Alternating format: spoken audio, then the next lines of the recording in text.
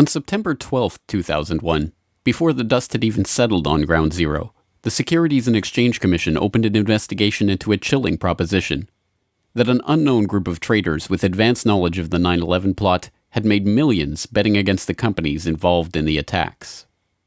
What many Wall Street analysts believe is that the terrorists made bets that a number of stocks would see their prices fall.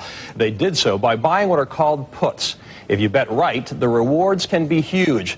The risks are also huge, unless, of course, you know something bad is going to happen to the company you're betting against. This could very well be insider trading at the worst, most horrific, most evil use you've ever seen in your entire life. One example, United Airlines. The Thursday before the attack, more than 2,000 contracts betting that the stock would go down were purchased. 90 times more in one day than in 3 weeks.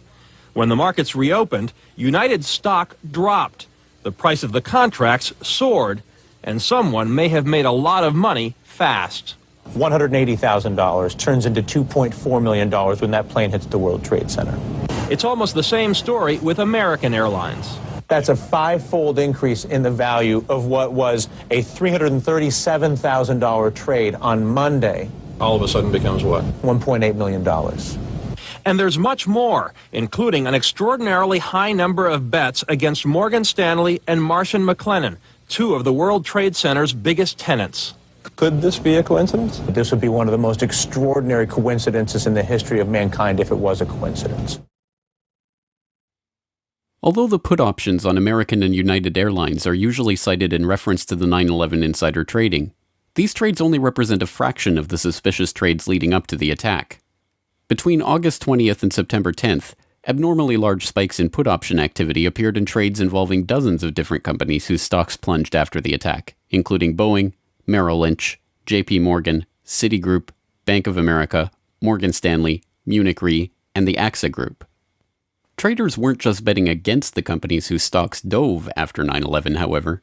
There was also a six-fold increase in call options on the stock of defense contractor Raytheon on the day before 9/11.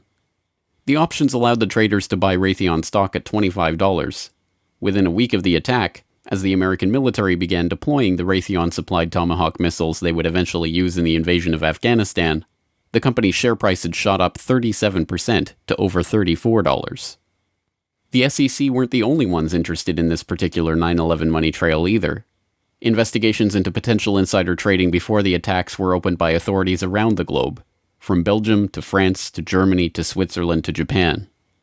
It wasn't long before this global financial manhunt started yielding clues on the trail of the terror traders.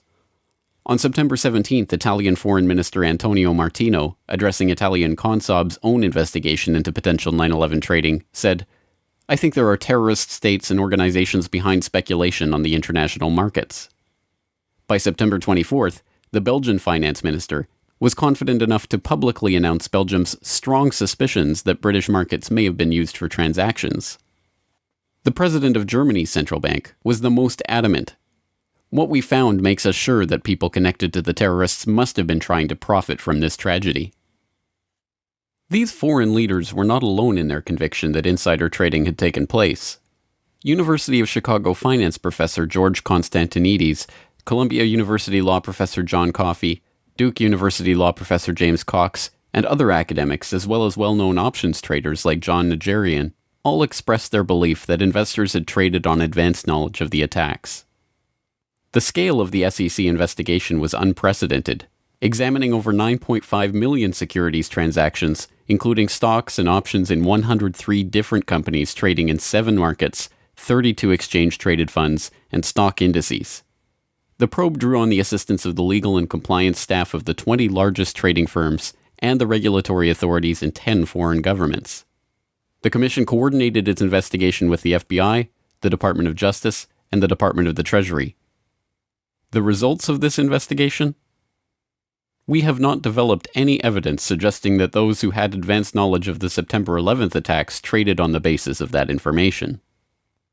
Although this sounds like the investigation did not find evidence of insider trading, a second look reveals the trick. They are not saying that there was no insider trading, only that there is no evidence that those who had advanced knowledge of the September 11th attacks participated in such trading. But this begs the question, who had that advanced knowledge, and how did the SEC determine this? The 9/11 Commission report begs the question even more blatantly in their treatment of the anomalous put option activity on United Airlines stock on September 6th. 95% of the puts were placed by a single US-based institutional investor with no conceivable ties to Al-Qaeda. Again, it is taken as a foregone conclusion that a lack of ties to Al-Qaeda means there could not have been advanced knowledge of the attack, even if the evidence shows that insider trading took place. To be sure, insider trading almost certainly did take place in the weeks before 9/11. Although some have used the Commission report to conclude that the story was debunked, the intervening years have seen the release of not one, not two, but 3 separate scientific papers concluding with high probability that the anomalous trading was the result of advanced knowledge. In Unusual Option Market Activity in the Terrorist Attacks of September 11, 2001, University of Chicago professor Alan Potishman concluded, examination of the option trading leading up to September 11th reveals that there was an unusually high level of put buying. This finding is consistent with informed investors having traded options in advance of the attacks. In Detecting Abnormal Trading Activities in Option Markets, researchers at the University of Zurich used econometric methods to confirm unusual put option activity on the stocks of key airlines, banks, and reinsurers in the weeks prior to 9/11.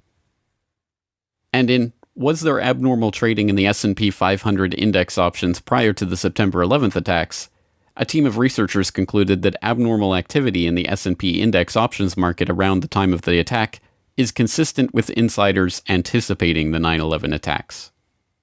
The only question, then, is who was profiting from these trades, and why was no one ever indicted for their participation in them? One lead is pursued by researcher and author Kevin Ryan. In Evidence for Informed Trading on the Attacks of September 11th, he examines an FBI briefing document from 2003 that was declassified in 2009. It describes the results of FBI investigations into 2 of the pre-9/11 trades that the Bureau had identified as suspicious, including the purchase of 56,000 shares of Stratesec in the days prior to 9/11. Stratesec provided security systems to airports, including, ironically, Dulles Airport, as well as the World Trade Center and United Airlines, and saw its share price almost double when the markets reopened on September 17, 2001. The trades traced back to a couple whose names are redacted from the memo, but are easily identifiable from the unredacted information. Mr. and Mrs. Wirt D. Walker III, a distant relative of the Bush family and business partner of Marvin Bush, the president's brother. The document notes that the pair were never even interviewed as part of the investigation because it had revealed no ties to terrorism or other negative information. In addition to begging the question, this characterization is provably false, as Ryan noted in a conversation with financial journalist Lars Schall. Wirt Dexter Walker at Stratesec hired several people from a company called the Carlyle Group. And the Carlyle Group had bin Laden family members as investors. Also, Wirt Walker's fellow director, James Abrahamson, was a close business associate of a man named Mansour Ijaz, a Pakistani businessman.